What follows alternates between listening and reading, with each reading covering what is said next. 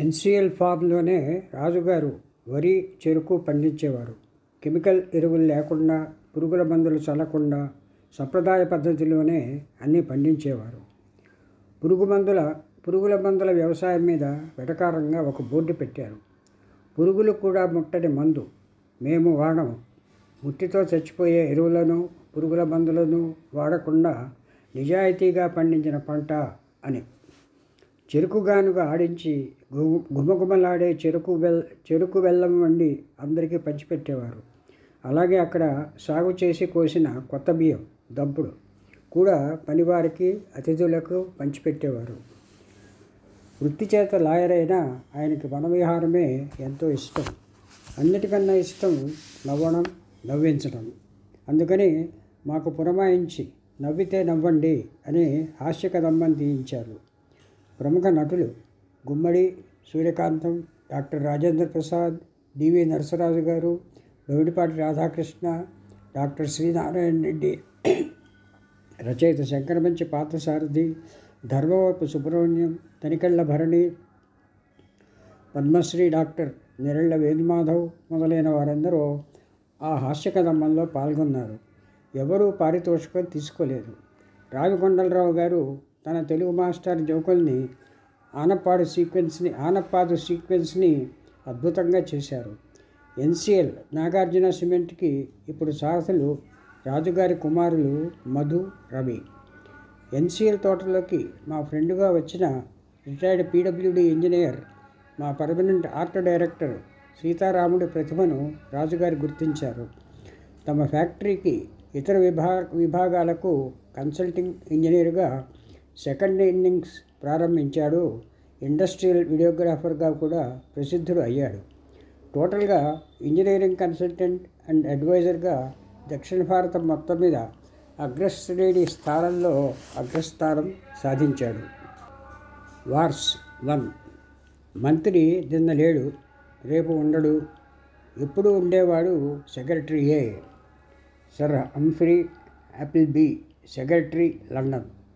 మంత్రులది 3 నెలల ముచ్చట.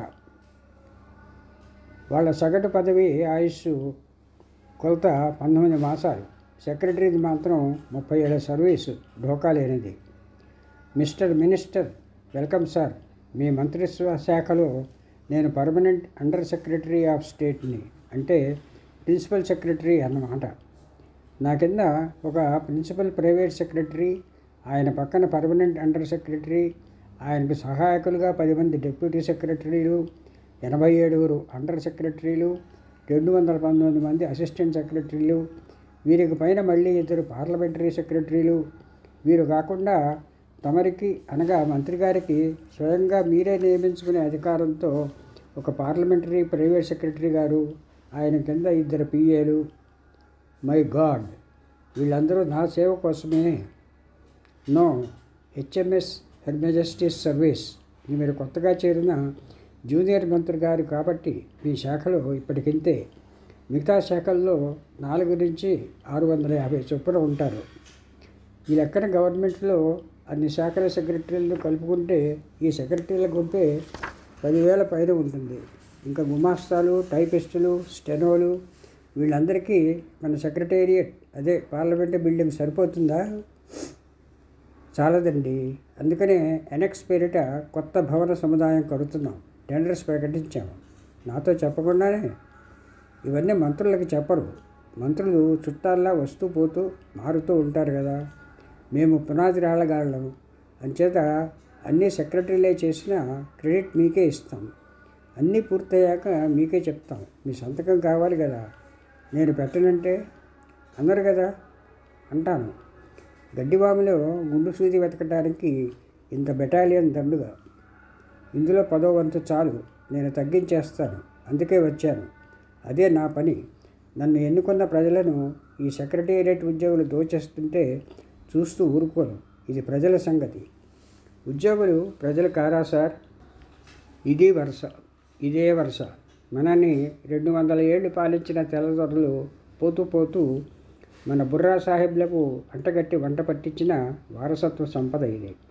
మొన్న కేంద్ర మంత్రి జయరాం రమేష్ గారు దూకుడుగా ఉద్ఘాటించినట్టు ఇదొక కలోనియల్ రెలిక్. దీన్నే బ్యూరోక్రసీ అంటారు. డెమోక్రసీ ముసుగులో ప్లూటోక్రసీ నడిపే ఆటోక్రసీలో ఈ బ్యూరోక్రసీ ఒక ఊడలు వేసిన మహావృక్షం. ప్లూటోక్రసీ కిందే మొలిచి ఎదుగుతున్న కొత్త సరుకు నోటోక్రసీ, ఓటోక్రసీలు. ఏంది హరికథ అని చిరాకు పడకండి. SR SR as you very rightly said sir అంటూనే ఎంత నియంతనైనా లొంగ తీసుకోగల వశీకరణ మంత్ర యంత్రాంగం ఇది. మీరు ఒక మంచి పని చేయాలని దీక్ష పడితే దానికి రాజ్యాంగపరంగా రాబోయే క్లిష్ట కష్టాలు, ప్రతిపక్షం వారు పన్నగల పులిబోధులు, ఏనుగులను మింగే పిట్ఫాల్స్, వాటిని అన్నిటినీ దాటి మీరు అనుకున్న మంచి పని చేసే నాటికి 2-3 ఎలక్షన్లు తిరిగి 25 ఏళ్ళు జరిగి ఇరుక్కుపోయాను అని మీ చేత పాట పాడించగల సేఫ్టీ పద్మం వ్యూహం ఇది. Bureaucracy into herocracy. నేను నేషనల్ గరాటాలో ప్రజల కోసం 100 పైసలు గుమ్మరిస్తే అసలు శిశులు ప్రజలకు చేరేది 18 పైసలే అని ఆపోయారు ప్రధాని రాజీవ్ గాంధీ. అలాంటి వైరాగ్య స్థితిలోనే కాషాయం బట్టలు ధరించి మరి ఎన్టీఆర్ గారు ఒకరోజు తెల్లవారుజామున పొడుగ్గా నిట్టూర్చారు. నామిని అన్నట్టు, రమణ గారు, నేను సినిమాల్లో అన్ని రకాల యుద్ధాలు చేశాను. అవి సినిమా ఫైట్లని తెలుసు. రియల్ లైఫ్లో సాహసించి ఎన్నో పోరాటాలు చేసి గెలిచాను. ఎవరినైనా గెలవచ్చు, కానీ ఈ బ్యూరోక్రసీ కోటలో మాట దక్కడం చాలా కష్టం. కష్టమేమిటి, అసాధ్యం అనిపిస్తోంది అన్నారు ఆయన. సార్, మీరు ఎదురులేని వీరులు, హీరోలకి హీరో. మిమ్మల్ని కాదని ఎవరు బతకగలరు అన్నాను కుతూహలాన్ని అణుచుకుంటూ.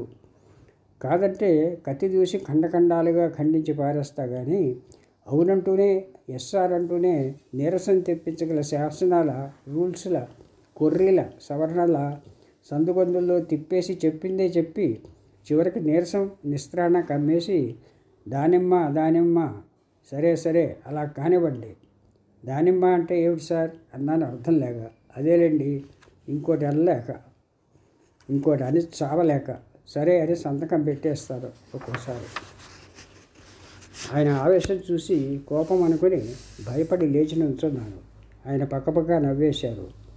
మిమ్మల్ని కాదు, కూర్చోండి సారి, పడుతున్న చిరాకుల్లో అనేశాను.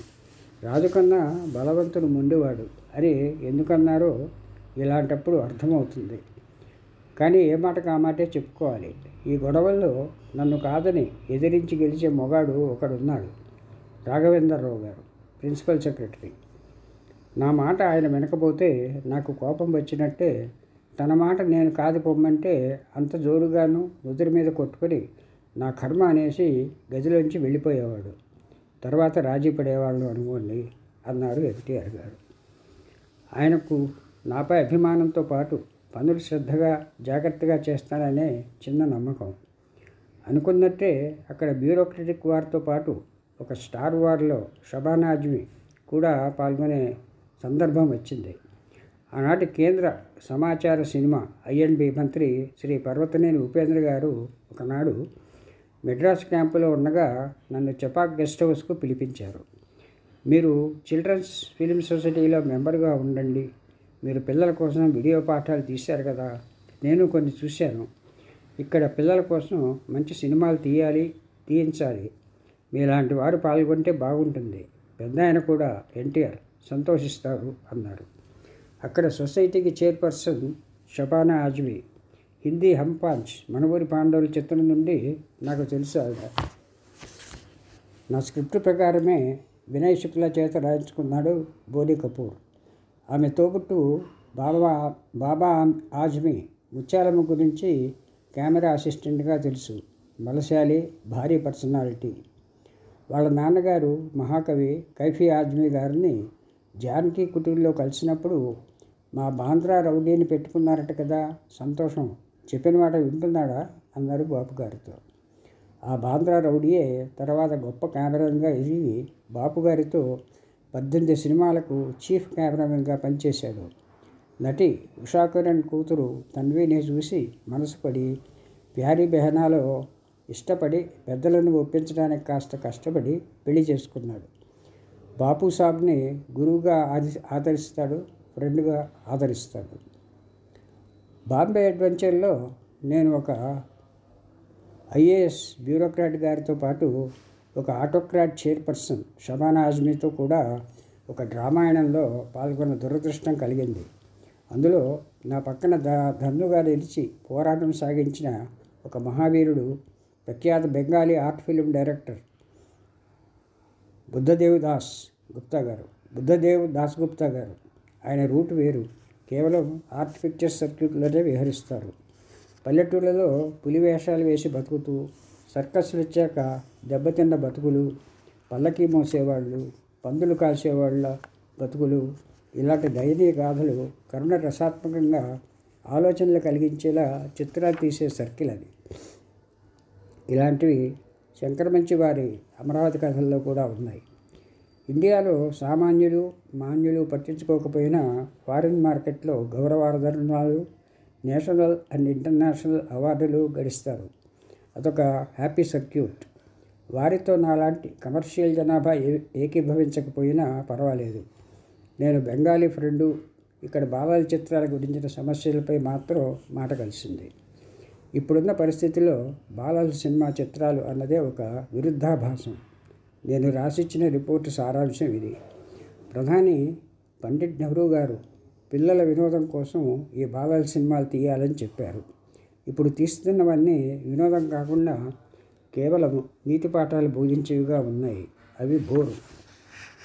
కొన్ని కథలు ఉన్నా అవి అమెరికన్ చిత్రాలను చూసి చేసిన కథలు.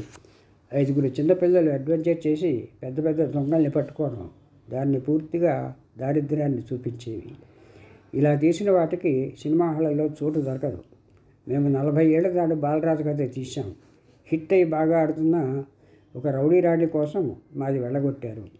అందువల్ల 16mm తీసి స్కూళ్ళలో పావలా అర్ధ టిక్కెట్లు పెట్టి వేస్తున్నారు. పిల్లలంటే నగరాల్లో పట్టణాల్లో ఉండేవాళ్ళు మాత్రమే కాదు, 6 లక్షల గ్రామాల్లో కోట్లాదిగా ఉన్న బీదా సాదా పసిపిల్లలు కూడా. వాళ్ళు ఇప్పుడు చూస్తున్నవి పాతాళ భైరవి నుంచి దొంగనాయాల, తగడ్మియా, కంత్రి, బయటచాటు పాపలు లాంటి అన్ని మసాలాలు ఉన్న పెద్ద సినిమాలే. పిల్లలకి వినోదం ఇచ్చి నవ్వించేవి రావటం లేదు. ఏడాదికోసారి జరిగే ఫిలిం ఫెస్టివల్స్లో మాత్రమే వేస్తారు. ఇరాన్ లాంటి దేశాలు పిల్లల కోసం చక్కటి సినిమాలు తీసినా అవి మన దేశంలో పిల్లలు అందరికీ అందవు. అప్పుడు గొప్పింటి పిల్లల్నే తీసుకొస్తారు. మన్నాడు ఎవరి దారిన వారిదే. అంతా ఒక ఫార్ములా నడుస్తుంది. సశేషం. మిగతా భాగం రేపు.